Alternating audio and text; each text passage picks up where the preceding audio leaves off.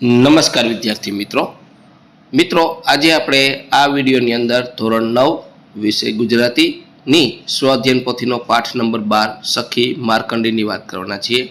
આ રીતનું મિત્રો પાઠનું સંપૂર્ણ સોલ્યુશન છે। આવા જ સોલ્યુશન મેળવવા માટે આપણી ચેનલને સબસ્ક્રાઇબ કરો અને આ વિડીયો તમારા મિત્રો સાથે શેર કરો। બીજું કે મિત્રો આપણી યુટ્યુબ ચેનલ પર ધોરણ 9ના સ્વઅધ્યયન પોથીના દરેક ભાગના દરેક વિષયના સોલ્યુશન મૂકેલા છે, જે તમને મારી યુટ્યુબ ચેનલના પ્લેલિસ્ટમાંથી મળી જશે અથવા ડિસ્ક્રિપ્શન બોક્સમાં તેની લિંક આપી છે, ત્યાંથી પણ દરેક વિડીયો મળી જશે। આ ઉપરાંત મિત્રો ડિસ્ક્રિપ્શન બોક્સમાં આપણી એપ્લિકેશનની લિંક આપી છે। આ એપ્લિકેશન છે તમે જરૂરથી ડાઉનલોડ કરજો, ત્યાંથી તમને આ ચેપ્ટરની પીડીએફ મળી જશે અથવા તમારે આપણી વેબસાઇટની લિંક આપી છે અને આપણે વોટ્સઅપ ગ્રુપની લિંક આપી છે। આ બંને જગ્યાએથી તમને પીડીએફ મળી જશે। તો મિત્રો શરૂ કરીએ ધોરણ 9 વિષય ગુજરાતીની સ્વઅધ્યયન પોથીનો પાઠ નંબર 12 સખી માર્કંડેય। તો આ રીતનું સર્જક અને કૃતિ ઝલક આપી છે। ત્યાર પછી આપણે નીચે જોઈએ તો અહીં આપણો ગદ્ય વિભાગ આપ્યો છે। એમાં નીચેના જોડકા યોગ્ય રીતે જોડીને ફરીથી લખો। તો પેલું છે સખી માર્કંડેય, એની સામે આવશે ક પ્રવાસ નિબંધ, પછી કાકા કાલેલકરનું પૂરું નામ લખો તો અ દત્તાત્રેય કાલેલકર। ત્યાર પછી પ્રશ્ન બ આવે છે ખાલી જગ્યા પૂરો। એમાં ત્રીજું છે ખાલી જગ્યામાં તો વૈજનાથ આવશે।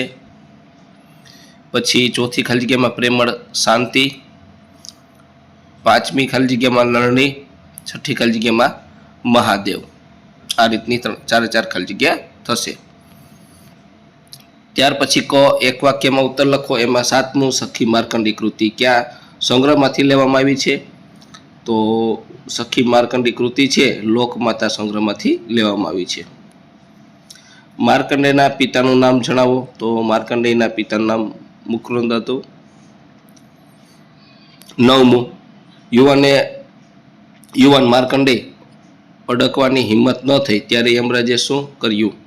યુવાન માર્કંડેયને અડકવાની હિંમત ન થઈ ત્યારે આખરે યમરાજ એના પર પાસ ફેંક્યો। દસમું લેખક અને નદી બંનેનો આનંદ માટે શું પૂરતું હતું? લેખક અને નદી બંનેના આનંદ માટે એકબીજાના સહવાસ પૂરતો હતો। 11મું લેખકને માર્કંડેય જળમાં શું દેખાતું હતું? લેખકને માર્કંડેય જળમાં મૃગ નક્ષત્ર દેખાતી। ત્યાર પછી ડ નીચે આપેલા પ્રશ્નોના 2-3 વાક્યમાં ઉત્તર લખો। એમાંથી 12મું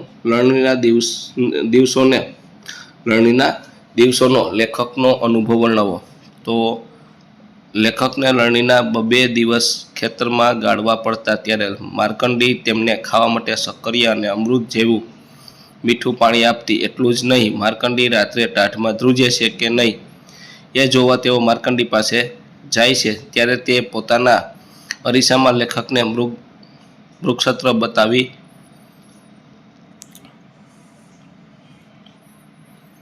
ત્યાર પછી 13મું આપણી સંસ્કૃતિમાં નદીને માતા કહીએ છીએ, વિધાન સમજાવો। આપણા જીવનમાં નદીનું સ્થાન ખૂબ જ મહત્વપૂર્ણ છે। નદી આપણા માટે પાણી આપે છે, જે જીવન માટે અતિ આવશ્યક છે। નદી ખેતી માટે સિંચાઈનું પાણી આપે છે, પીવા માટે શુદ્ધ જળ આપે છે અને પ્રાણીઓ, પક્ષીઓ તથા સમગ્ર પ્રકૃતિને જીવનદાન કરે છે। માતા જેમ સંતાનોનું પાલન પોષણ કરે છે, તેમ નદી જીવનનું પાલન કરે છે। આ કારણે ભારતીય સંસ્કૃતિમાં ગંગા, યમુના જેવી નદીઓને નદી માતા કહીને પૂજવામાં આવે છે। 14મું લેખકને માર્કંડેય સખી જેવી કેમ લાગે છે? લેખક માનતા કે નદીનું ઉદ્ગમ સ્થાન ગોતવા જાય તો માર્કંડેય એમની સખી મટીને સામાન્ય નદી બની જાય છે। તેમણે તો એના પાણીમાં પગ મોકળા કરીને બેસવાનું ગમતું। નાનપણમાં તેઓ માર્કંડેય સાથે કેટલી વાતો કરતા। એકબીજાનો સહવાસ એમનો આનંદ માટે પૂરતો હતો। માર્કંડેય શું બોલે છે તે સમજવાની લેખક દરકાર કરતા નહીં। લેખક જે બોલે તેનો અર્થ કરવા માર્કંડેય થોપતી નહીં, માટે લેખકને નદી સખી જેવી લાગે છે।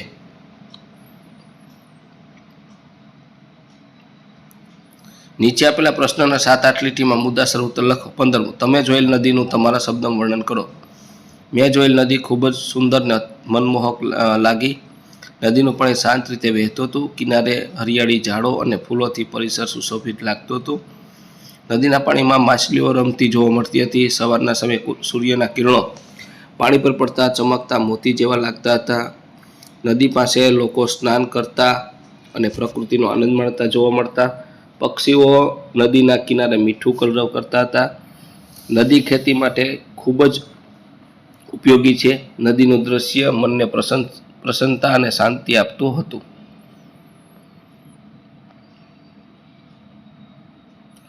સોળમું, માર્કંડેય આયુધારા 16 વર્ષ પછી કઈ રીતે વહે છે? એક દિવસ માર્કંડેય પૂજામાં બેઠો હતો ત્યારે જમરાજ લેવા આવ્યા, પણ શિવલિંગને ભેટીને બેઠેલ યુવાન જોઈને યમરાજને અડકવાની હિંમત નહોતી. આખરે યમરાજે એના પર પાસ ફેંક્યો. ત્યાં તો શિવલિંગમાંથી શિવજી પ્રગટ થયા અને યમરાજને કરેલી તૃષ્ણા બદલ તેમને ઠપકો આપ્યો. મૃત્યુંજય મહાદેવના દર્શન થતાં માર્કંડેયના મનમાં બીક નહોતી અને એને જીવનદાન મળ્યું. આમ માર્કંડેયની આયુધારા 16 વર્ષ પછી પણ વહે છે.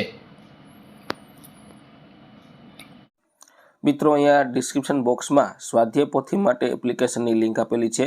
આ લિંકને તમારે આ રીતની ઓપન કરવાની, તો તમને મારી એપ્લિકેશન શાળા શિક્ષક જોવા મળશે. તેને તમારે ઇન્સ્ટોલ કરવાની. ત્યારબાદ તમારે આ રીતની ઓપન કરવાની. તો આ રીતનું આપણું શાળા શિક્ષક એપ્લિકેશનનું પેજ આવશે. તેમાં ધોરણ 10, ધોરણ 9, ધોરણ 8, 7, 6, 5 આ રીતના ધોરણ છે. તમારે કોઈ પણ એક ધોરણ પર ક્લિક કરવાનું છે. તો આ રીતના તમને વિષય જોવા મળશે. હવે તમારે કોઈ પણ એક વિષય પર ક્લિક કરવાનું છે. તો આ રીતના તમને ચેપ્ટર જોવા મળશે. હવે ચેપ્ટર પર ક્લિક કરશો તો આ રીતની તમને અહીંયા સ્વાધ્યાય પોથી માટેના વિડીયો અને પીડીએફ બંને મળશે. તમારે વચ્ચેના ઉપર ભાગ ઉપર ક્લિક કરવાનું છે તો તમને વિડીયો અને પીડીએફ બંને જોવા મળશે. અને આ એપ્લિકેશન તમારા મિત્રો સાથે શેર કરી અને તમે ઇન્સ્ટોલ કરો. વિભાગ સી, વ્યાકરણ વિભાગ આવ્યો છે. એમાં સૂચના પ્રમાણ કરવાનું છે. 17મું છે શબ્દોની સાચી જોડણી. તો લાવણ્ય, પ્રપાત અને સ્મિત આ રીતની આપણે અહીંયા બાજુમાં લખી છે, સાચી જોડણી થશે. અને 18મું છે સમાનાર્થી શબ્દો આપવાનો છે. તો એમાં મ્યાલનું નિસ્તેજ, જિજ્ઞાસાનું કુતૂહલ. ત્યાર પછી આપણે અહીંયા 19મું છે આપેલા શબ્દોના ધ્વનિ છૂટા પાડો. તો માર્કંડી, ત્રિશુલ અને મૃત્યુ એના ધ્વનિ ઘટકો આ રીતના નીચે મુજબ છૂટા પડશે. ત્યાર પછી 20મું આવે છે, નીચે આપેલા વાક્યોમાં રેખાંકિત શબ્દનો સંજ્ઞાનો પ્રકાર લખો. તો પહેલામાં ડુંગરમાંથી, એ ડુંગર છે જાતિવાચક, મરકંડું એમાં વ્યક્તિવાચક અને પાણી દ્રવ્યવાચક. ત્યાર પછી નીચેના શબ્દોનો પ્રત્યય મેળવવાનો છે. ભારતીય પર પ્રત્યય, વિજ્ઞાન પૂર્વ પ્રત્યય, અખંડ પૂર્વ પ્રત્યય, વૈદિક પર પ્રત્યય. ત્યાર પછી નીચેના શબ્દના લિંગ ઓળખાવો. નદી સ્ત્રીલિંગ, વરદાન નપુંસકલિંગ, ઝાડ નપુંસકલિંગ, પતંગિયા પુલ્લિંગ, પવન પુલ્લિંગ.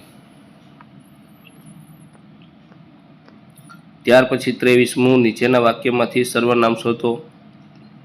તો પહેલામાં ત્યાં, બીજામાં અમે અને ત્રીજામાં મને. આ ત્રણેય સર્વનામ છે. ત્યાર પછી 24મું, નીચેના શબ્દની સંધિ જોડો. પહેલામાં તપસ્યા ચ, બીજામાં કલોકધારક. ત્યાર પછી નીચે આપેલા સમાસ લખવાના છે. યમરાજ કર્મધાર્ય, આયુધારા તત્પુરુષ, શિવભક્તિ તત્પુરુષ, ત્રિશુલ દ્વિગુ સમાસ. ત્યાર પછી 26મું છે, નીચેના શબ્દના વિરુદ્ધાર્થી શબ્દ આપો. એમાં સાધારણનું અસાધારણ, અમૃતનું વિષ, વરદાનનું શાપ, સદગુણીનું દુર્ગુણી, મિલનનું વિરહ. નીચેના વાક્યનો કાળ ઓળખાવો. પહેલામાં વર્તમાન કાળ, બીજામાં ભૂતકાળ. ત્યાર પછી રૂઢિપ્રયોગ લખો. આયુધારા વહેવી એટલે જીવતા રહેવું.